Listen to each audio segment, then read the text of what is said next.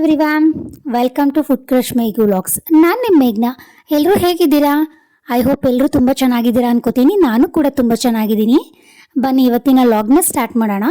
ನಾನು ಇದನ್ನು ಸಂಜೆಯಿಂದ ಲಾಗ್ನ ಸ್ಟಾರ್ಟ್ ಮಾಡಿದ್ದೀನಿ. ಇದು ಯಾವುದು ಅಂತ ಗೆಸ್ ಮಾಡ್ತಾ ಇದ್ದೀರಾ ಗಿಡನ? ಸೊ ಇದು ಬಂದುಬಿಟ್ಟು ಸಾಸಿವೆ ಗಿಡ. ಅಂದರೆ ನಾವು ಡೈಲಿ ಒಗ್ಗರಣೆಗೆ ಬಳಸ್ತೀವಲ್ಲ ಸಾಸಿವೆ, ಸೊ ಅದ್ರದ್ದು ಇದು ಗಿಡ, ಮಸ್ಟರ್ಡ್ ಪ್ಲ್ಯಾಂಟ್. ಸೊ ಅದು ನಮ್ಮನೆ ಪಕ್ಕದಲ್ಲಿ ನಾವು ಒಂದೆರಡು ಸಾಸಿವೆನ ಹಾಕ್ಕೊಂಡು ಬೆಳೆಸ್ಕೊಂಡಿದ್ವಿ. ಅಂದರೆ ವರ್ಷಕ್ಕಾಗೋಷ್ಟೇನು ನಾವು ಅದನ್ನು ಸಾಸಿವೆನ ಬೆಳೆಸ್ಕೊಂಡಿಲ್ಲ, ಅಂದರೆ ಮನೆಗೆ ಬೇಕಾಗೋಷ್ಟು ಒಂದೆರಡು ಉಗ್ದಾಗ ಒಂದೆರಡು ಮೂರು ಗಿಡ ಹಾಗೆ ಹುಟ್ಟಿತ್ತು. ಸೊ ಅದರಲ್ಲಿ ಈ ಸಾಸಿವೆ ಗಿಡನ ತುಂಬ ಫುಲ್ ಅದೆಲ್ಲ ಒಣಗಿಬಿಟ್ಟಾಗ ಅದನ್ನು ನಾವು ಗಿಡನ ತಂದು ಟೆರೆಸ್ ಮೇಲೆ ಹಾಕ್ಕೋಬಾರ್ದು. ಸ್ವಲ್ಪ ಸಾಸಿವೆ ಆಗಿದೆ ಅನ್ನೋ ಇದ್ದಾಗ ಅದನ್ನು ಬೇರೆ ಸಮೇತನ ಕಿತ್ತು ಒಂದು ತೆಳಗಡೆ ಒಂದು ಪಾಟ್ನ ಹಾಸ್ಕೊಂಡ್ಬಿಟ್ಟು ಸೊ ಅದನ್ನು ಹಾಕ್ಕೋಬೇಕು. ಒಂದು 2 to 3 days ಇದನ್ನು ಹಾಕ್ಕೊಂಡ್ರೆ ಅದೆಲ್ಲ ಸ್ವಲ್ಪ ಒಣಗಿರುತ್ತೆ. ಅಂದರೆ ಪೂರ್ತಿ ಒಣಗ್ದಾಗೇನೆ ಅಲ್ಲೇ ಗಿಡ ಹತ್ರನೇ ಬಿಟ್ಟರೆ ಬೇರೆ ಸಮೇತನೇ ಬಿಸಿಲಿಗೆಲ್ಲ ಚಟ್ಪಟ್ ಸಿಡ್ದು ಸೊ ಎಲ್ಲ ಕಡೆ ಇದಾಗ್ಬಿಡುತ್ತೆ, ಸಾಸಿವೆ ಸಿಗೋದೇ ಇಲ್ಲ.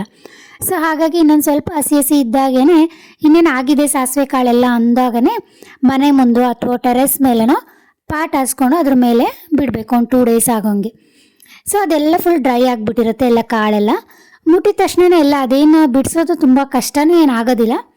ಸ್ವಲ್ಪ ಕೈಯಿಂದನೇ ಹಿಂಗೆ ಕ್ರಶ್ ಟೈಪ್ ಮಾಡ್ತಾ ಹೋದರೆ ಸಾಸಿವೆ ಕಾಳೆಲ್ಲ ಬೀಳ್ತಾ ಹೋಗ್ತವೆ. ಇದು ಆಲ್ಮೋಸ್ಟ್ ಸಾಸಿವೆ ಕಾಳು ಬಂದಿರೋದು ಸ್ವಲ್ಪನೇ, ಇದರಲ್ಲಿ ಭಾಳಷ್ಟಾಗಲ್ಲ, 1 ವೀಕಿಗೆ ಒಗ್ಗರಣೆ ಆಗೋಷ್ಟು ಬಂದಿದೆ ಅನಿಸುತ್ತೆ ಅಷ್ಟೇ. ಮನೆ ಹತ್ರನೇ ಹಾಕಿದ್ವಲ್ಲ, ಸೊ ಇನ್ನೇನು ಅದನ್ನು ಹಾಗೆ ಬಿಡಿಸ್ಕೊಡ್ತಾ ಇದ್ದೆ. ಫಸ್ಟ್ ನಾನು ಸಾಸಿವೆ ಗಿಡನೇ ನೋಡಿರಲಿಲ್ಲ, ಎಸ್ಪೆಷಲಿ ಅಂದರೆ ಎಲ್ಲೂ ಸಿಟಿಯಲ್ಲಿದ್ದಾಗ ಎಲ್ಲೂ ನೋಡೋದಕ್ಕೆ ಆಗಲ್ಲ. ಏನು ಗೂಗಲಲ್ಲಿ ಮಸ್ಟರ್ಡ್ ಪ್ಲ್ಯಾಂಟ್ ಅಂತ ಏನೋ ಗೂಗಲಲ್ಲಿ ಸರ್ಚ್ ಮಾಡಿಕೊಂಡು ನೋಡಬೇಕಂದ್ರೆ ಅದನ್ನು ನೋಡಬೇಕು ಅಂತ ಅನ್ನಿಸ್ದಾಗ ಅಷ್ಟೇ ಗೂಗಲಲ್ಲಿ. ಸೊ ಸಾಮಾನ್ಯವಾಗಿ ಏನಾದರೂ ಹಳ್ಳಿಯಲ್ಲಿ ರಿಲೇಟಿವ್ಸ್ ಮನೆ ಇದ್ದರೆ, ಸೊ ನಾವೇನಾದರೂ ರಿಲೇಟಿವ್ಸ್ ಮನೇಲಿ ಹಳ್ಳಿಯಲ್ಲಿ ಇದ್ದಾಗ ಹೋದಾಗ ಸೊ ಅವರೇನಾದರೂ ಮಸ್ಟರ್ಡ್ ಪ್ಲ್ಯಾಂಟು ಅಥವಾ ಅದನ್ನೇನಾದರೂ ಹಾಕಿದಾಗ ನೋಡೋದಕ್ಕಾಗುತ್ತೆ ಸಾಸಿವೆ ಗಿಡಗಳನ್ನು. ಸೊ ಹಾಗಾಗಿ ನಾನು ಮದುವೆಯಾಗಿ ಬಂದಾಗಿಂದ ಫಸ್ಟ್ ಟೈಮ್ ನೋಡಿರೋದು ಸಾಸಿವೆ ಗಿಡನ. ಅಮ್ಮನೇ ಬಿಡಿಸ್ಕೊತಾ ಇದ್ರು ಎಲ್ಲನೂ. ಸಂಜೆ ಹೊತ್ತಲ್ಲಿ ನಾನು ಸಹ ಫ್ರೀ ಇದ್ದೆ, ಏನೂ ಕೆಲಸ ಇರಲಿಲ್ಲ. ಸೊ ಹಾಗಾಗಿ ಬಿಡಿಸೋಣ ಅಂತ ಅಂದ್ಕೊಂಡು ಬಿಡಿಸ್ತಾ ಇದ್ದೆ.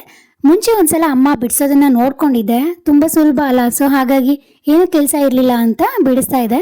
ಬಟ್ ಸಂಜೆ ಹೊತ್ತಲ್ಲಿ ಟೆರೆಸ್ ಮೇಲೆ ಪಕ್ಷಿಗಳು ಸೌಂಡಲ್ಲಿ ಕೂತ್ಬಿಟ್ಟು ಈ ಥರ ಏನಾದರೂ ಒಂದು ಕೆಲಸ ಮಾಡ್ಕೋತಾ ಇದ್ದರೆ, ಬಟ್ ಏನೂ ಹೆವಿ ಕೆಲಸ ಅಂತ ಅನ್ಸೋದೇ ಇಲ್ಲ, ಬೋರಿಂಗ್ ಅಂತಲೂ ಅನ್ಸೋದೇ ಇಲ್ಲ.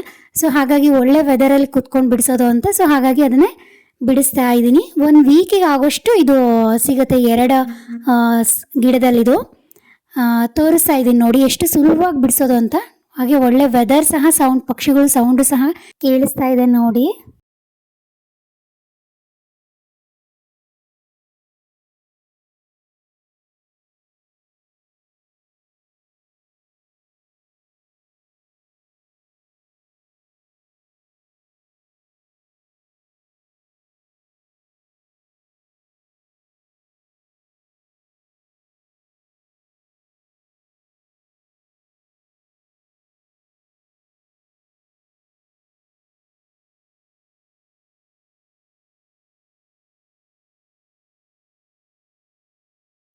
ನೋಡಿ ಸಂಜೆ ಹೊತ್ತಲ್ಲಿ ಪಕ್ಷಿಗಳೆಲ್ಲ ಸೌಂಡ್ ಕೇಳಿಸ್ಕೊತಾ ಇರ್ತಾರೆ. ಏನಾದರೂ ಒಂದು ಕೆಲಸನ ಮಾಡ್ಕೋತಾ ಇದ್ದರೆ ಬೋರಿಂಗ್ ಅಂತಲೂ ಅನ್ಸಲ್ಲ, ಹಾಗಾಗಿ ಕೆಲಸನೂ ಸಾಗುತ್ತೆ.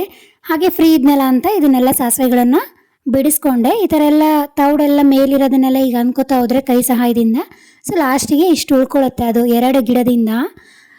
ಬಟ್ ಇದು ನನಗೆ ಕ್ಲೀನ್ ಮಾಡೋಕ್ಕೆ, ಮರದಲ್ಲಿ ಚಪ್ಪರಿಸೋಕ್ಕೆ ಅಷ್ಟೊಂದು ಸಹ ಬರೋದಿಲ್ಲ. ಹಾಗಾಗಿ ನಾನು ಇಷ್ಟೊಂದೆಲ್ಲ ಕ್ಲೀನ್ ಮಾಡಿಕೊಂಡು ಸಹ ಇಷ್ಟೇ ನನಗೆ ಕ್ಲೀನ್ ಮಾಡೋಕ್ಕೆ ಬರೋದು. ಸೊ ಹಾಗಾಗಿ ಅದನ್ನು ಅಮ್ಮಂಗೆ ಕೊಟ್ಟೆ.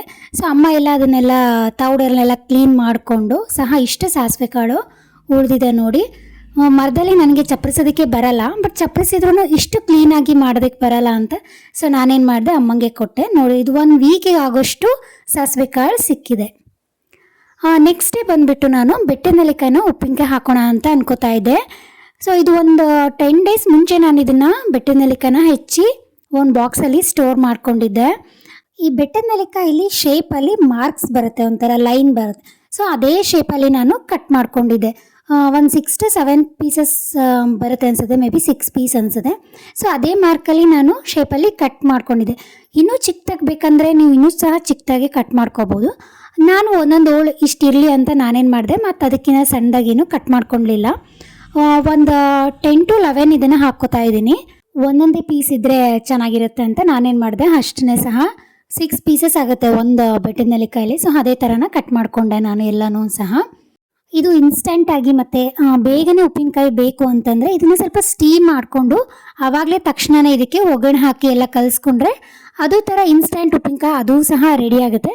ಬಟ್ ಅಂಥ ಎಮರ್ಜೆನ್ಸಿ ಏನು ಇರಲಿಲ್ವಲ್ಲ ಉಪ್ಪಿನಕಾಯಿ. ಸೊ ಮನೇಲಿ ಬೇರೆ ಉಪ್ಪಿನಕಾಯಿನೂ ಸಹ ಇತ್ತು. ಸೊ ಹಾಗಾಗಿ ಒಂದು 10 days ಅದನ್ನು ಉಪ್ಪಿನಂಶದಲ್ಲಿ ನಾನು ಸ್ಟೋರ್ ಮಾಡ್ತಾ ಇದ್ದೀನಿ. ಇದಕ್ಕೆ ನಾನು ಟೀ ಕಪ್ಪಲ್ಲಿ ಒಂದು ಅರ್ಧ ಕಪ್ಪಷ್ಟು ನಾನು ಇದಕ್ಕೆ ಉಪ್ಪು ಹಾಕ್ಕೊಂಡಿದ್ದೀನಿ. ಸೊ ಮತ್ತೆ ಇದಕ್ಕೇನಾದ್ರು ಎಕ್ಸ್ಟ್ರಾ ಉಪ್ಪು ಬೇಕಿತ್ತು ಅಂತಂದಾಗ ಆವಾಗ ಇನ್ನೊಂದ್ಸಲ ಅದಕ್ಕೆ ಒಗ್ಗರಣೆ ಎಲ್ಲ ಹಾಕ್ತೀವಲ್ಲ ಮಸಾಲೆ, ಸೊ ಆ ಟೈಮಲ್ಲಿ ಅದನ್ನು ಸೇರಿಸ್ಕೋಬೋದು ನಾವು ಉಪ್ಪನ್ನ ಎಕ್ಸ್ಟ್ರಾ ಬೇಕಂದರೆ. ಆದರೆ ಸ್ವಲ್ಪ ಚೆನ್ನಾಗಿ ಜಾಸ್ತಿ ಉಪ್ಪಿನಂಶದಲ್ಲಿ ಇತ್ತು ಅಂತಂದರೆ ಯಾವುದೇ ರೀತಿ ಬೇಗ ಕೆಡೋದು ಇಲ್ಲ, ಹಾಗೆ ಉಪ್ಪು ಜಾಸ್ತಿ ಹೀರ್ಕೊಳ್ಳುತ್ತೆ, ಟೇಸ್ಟು ಸಹ ಚೆನ್ನಾಗಿರುತ್ತೆ. ಸೊ ಹಾಗಾಗಿ ಒಂದು ಅರ್ಧ ಮುಕ್ಕಾಲು ಕಪ್ಪಷ್ಟು ಉಪ್ಪನ್ನ ಹಾಕಿ ಸ್ಟೋರ್ ಮಾಡ್ಕೊಂಡು ಇಟ್ಕೊಂಡಿದ್ದೀನಿ. ಇದನ್ನು ಒಂದು 10 to 15 days ಆದಮೇಲೆ ಇದಕ್ಕೆ ಉಪ್ಪಿನಕಾಯಿಗೆ ಏನೇನು ಬೇಕೋ ಅದನ್ನೆಲ್ಲ ಒಗ್ಗರಣೆನ ಹಾಕ್ಕೋಬೋದು. 10 to 15 days ಆದರೂ ನಡೆಯುತ್ತೆ. ನಾನಿಲ್ಲೊಂದು 10 days ಆದಮೇಲೆ ಇದಕ್ಕೆ ಉಪ್ಪಿನಕಾಯಿಗೆ ಎಲ್ಲ ಸಾಮಾನು ಹಾಕ್ಕೋತಾ ಇದ್ದೀನಿ. ಸೊ ಆಲ್ಮೋಸ್ಟ್ ಎಲ್ಲ ಉಪ್ಪಿನ ಅಂಶ ಇರೋದ್ರಿಂದ ಎಲ್ಲ ಹೀರ್ಕೊಂಡಿರೋದ್ರಿಂದ ಸ್ವಲ್ಪ ಮೆತ್ತಗೆ ಥರ ಆಗಿದೆ. ಇನ್ಸ್ಟೆಂಟಾಗಿ ಬೇಕು ಅಂದರೆ ಅದೇ ಸ್ಟೀಮ್ ಮಾಡಿಕೊಂಡು ಮಾಡ್ಕೋಬೋದು. ಸೊ ಇದಕ್ಕೆ ಇವಾಗ ಏನೇನು ಬೇಕು ಅಂತ ಹುರ್ಕೊಳ್ಳೋಣ ಒಂದು ಪ್ಯಾನಲ್ಲಿ. ಸೊ ಒಂದು ಪ್ಯಾನಲ್ಲಿ 1 ಸ್ಪೂನಷ್ಟು ಸಾಸಿವೆ, ಒಂದು ಅರ್ಧ ಸ್ಪೂನು ಜೀರಿಗೆ, 1 ಸ್ಪೂನು ಮೆಂತ್ಯಕಾಳು, ಇನ್ನು ಅರ್ಧ ಸ್ಪೂನು ಸೋಂಪು ಕಾಳು. ಇದನ್ನು ಎಲ್ಲನೂ ಚೆನ್ನಾಗಿ ಡ್ರೈ ರೋಸ್ಟ್ ಮಾಡ್ಕೋಬೇಕು. ಲೋ ಟು ಮೀಡಿಯಮ್ ಫ್ಲೇಮಲ್ಲೇ ಇದನ್ನು ಚೆನ್ನಾಗಿ ಡ್ರೈ ರೋಸ್ಟ್ ಮಾಡ್ಕೋಬೇಕು. ಅದು ಘಮ ಬರೋವರೆಗೂ ಇದನ್ನು ರೋಸ್ಟ್ ಮಾಡ್ಕೋಬೇಕು. ಉರಿತಾ ಇರುವಾಗ ಅದು ಘಮ ಗೊತ್ತಾಗುತ್ತೆ. ಸೊ ಆಗ ಘಮ ಬಂದ ತಕ್ಷಣ ಇದನ್ನು ಗ್ಯಾಸ್ ಆಫ್ ಮಾಡ್ಕೊಳ್ಳಿ. ಹೈ ಫ್ಲೇಮಲ್ಲಿ ಇಟ್ಟರೆ ಸಣ್ಣ ಸಣ್ಣ ಕಾಳು ಸಾಸಿವೆ ಎಲ್ಲ ತುಂಬ ಸೀದ್ಬಿಡುತ್ತೆ. ಸೊ ಉಪ್ಪಿನಕಾಯಿ ಮಧ್ಯದಲ್ಲೆಲ್ಲ ಸೀದಿದ್ದೇ ಸ್ಮೆಲ್ ಬರುತ್ತೆ. ಸೊ ಇದನ್ನು ಕಂಪ್ಲೀಟಾಗಿ ಕೂಲ್ ಆಗೋದಕ್ಕೆ ಬಿಡೋಣ. ಸೊ ಈಗ ಅದೇ ಪ್ಯಾನಲ್ಲಿ 1 ಸ್ಪೂನಷ್ಟು ಎಣ್ಣೆನ ಹಾಕ್ಕೊಳ್ಳೋಣ. ನಾನು ಕುಸ್ಬೆ ಎಣ್ಣೆನ ಯೂಸ್ ಮಾಡ್ತಿದ್ದೀನಿ. ನೀವು ಯಾವುದು ಮನೇಲಿ ಎಣ್ಣೆ ಇದನ್ನು ಅದೇ ಯೂಸ್ ಮಾಡ್ಕೋಬೋದು. ಶೇಂಗಾ ಎಣ್ಣೆ, ಕೊಕೊನಟ್ ಆಯಿಲ್ ಯಾವುದಾದ್ರೂ ಯೂಸ್ ಮಾಡ್ಕೋಬೋದು. ಸೊ ಈಗ ಅದೇ 1 ಸ್ಪೂನ್ ಎಣ್ಣೆಗೆ 1 ಸ್ಪೂನು ಸಾಸಿವೆ, ಒಂದು 1/4 ಸ್ಪೂನಷ್ಟು ಇಂಗು, ಹಾಗೆ ಒಂದು ಸಣ್ಣ ಅರ್ಧ ಸ್ಪೂನಲ್ಲಿ ಅರಿಶಿನದ ಪುಡಿ. ಸೊ ಇದನ್ನೆಲ್ಲನೂ ಸ್ವಲ್ಪ ಚೆನ್ನಾಗಿ ಎಣ್ಣೆಯಲ್ಲಿ ಸ್ವಲ್ಪ ಕುದಿಬೇಕು. ಅರಿಶಿನ ಪುಡಿ ಹಾಕುವಾಗ ಗ್ಯಾಸ್ನ ಆಫ್ ಮಾಡ್ಕೊಳ್ಳಿ, ಇಲ್ಲಾಂದರೆ ಸೀದ್ಬಿಡುತ್ತೆ. ಸೊ ಅಷ್ಟರಲ್ಲಿ ಇದು ಕಂಪ್ಲೀಟಾಗಿ ಕೂಲ್ ಆಗಿದೆ ಹುರ್ಕೊಂಡಿರೋದೆಲ್ಲ.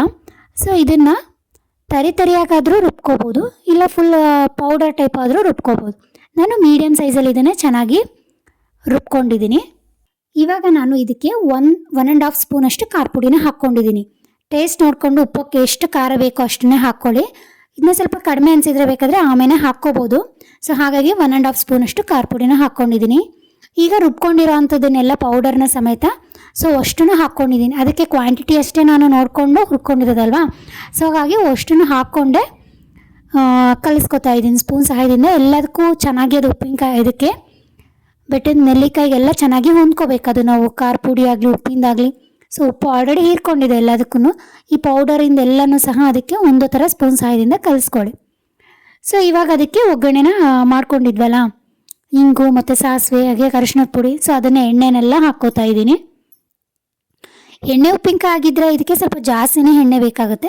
ಸೊ ಇದನ್ನ ಎಣ್ಣೆ ಉಪ್ಪಿನಕಾಯಿ ಹಾಕ್ತಾ ಇಲ್ವಲ್ಲ, ಸೊ ನಾರ್ಮಲಾಗಿ ಇದಕ್ಕೆ ಎಷ್ಟು ಬೇಕೋ ಕ್ವಾಂಟಿಟಿ ನೋಡಿಕೊಂಡು ನಾನು ಇದಕ್ಕೆ ಒಗ್ಗರಣೆನ ಹಾಕಿದ್ದೀನಿ. ಇದಕ್ಕೆ ಮತ್ತೇನಾದರೂ ಉಪ್ಪು ಖಾರ ಏನಾದರೂ ಕಡಿಮೆ ಅನಿಸಿದ್ರೆ ಟೇಸ್ಟ್ ನೋಡಿಕೊಂಡು ಮತ್ತೆ ಒಂದು ಸ್ವಲ್ಪ ಹಾಕ್ಕೊಳ್ಳಿ. ಖಾರ ಸ್ವಲ್ಪ ಕಡಿಮೆ ಆಗಿತ್ತು, ಸೊ ಹಾಗಾಗಿ ಮತ್ತೆ ಒಂದು 1/2 ಸ್ಪೂನಷ್ಟು ಖಾರ ಪುಡಿನ ಹಾಕ್ಕೋತಾ ಇದ್ದೀನಿ. ಎಲ್ಲ ಕಡೆ ಚೆನ್ನಾಗಿ ಕಲಿಸ್ಕೊಂಡ್ಬಿಟ್ಟು ಹಾಗೆ ಒಂದು ಅರ್ಧ ಸ್ಪೂನಷ್ಟು ಬೆಲ್ಲದ ಪೌಡರ್ನ ಹಾಕ್ಕೋಬೇಕು. ತುಂಬಾ ರುಚಿಯಾಗಿರುತ್ತೆ ಬೆಲ್ಲದ ಪೌಡರ್ ಹಾಕಿದಾಗ. ಸೊ ಅದನ್ನು ಹಾಕ್ಕೊಂಡು ಸಹ ಎಲ್ಲ ಕಡೆ ಚೆನ್ನಾಗಿ ಹೊಂದೋ ಥರ ಕಲಿಸ್ಕೋಬೇಕು.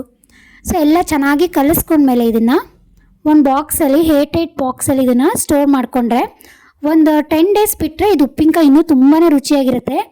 ತಕ್ಷಣವೂ ಸಹ ತುಂಬಾ ಚೆನ್ನಾಗಿರುತ್ತೆ. ಯಾಕಂದರೆ 10 days ಉಪ್ಪಲ್ಲಿ ಸಹ ಇದನ್ನು ಹಾಕಿರೋದ್ರಿಂದ ಸ್ಟೋರ್ ಮಾಡಿರೋದ್ರಿಂದ ಚೆನ್ನಾಗಿರುತ್ತೆ. ಬಟ್ ಇನ್ನೂ 10 days ಬಿಟ್ಟರೆ ಇನ್ನೂ ತುಂಬಾ ರುಚಿಯಾಗಿರುತ್ತೆ. ಈ ವಿಡಿಯೋ ಇಷ್ಟ ಆಗಿದೆ ಅನ್ಕೋತೀನಿ. ಇಷ್ಟ ಆಗಿದ್ರೆ ಒಂದು ಲೈಕ್ ಮಾಡಿ, ಶೇರ್ ಮಾಡಿ, ಹಾಗೆ ಕಮೆಂಟ್ ಮಾಡಿ. ಫಸ್ಟ್ ಟೈಮ್ ನಮ್ಮ ಚಾನಲ್ನ ನೋಡ್ತಾ ಇದ್ದರೆ ಸಬ್ಸ್ಕ್ರೈಬ್ ಆಗಿ ಹಾಗೆ ಸಪೋರ್ಟ್ ಮಾಡಿ. Thank you all.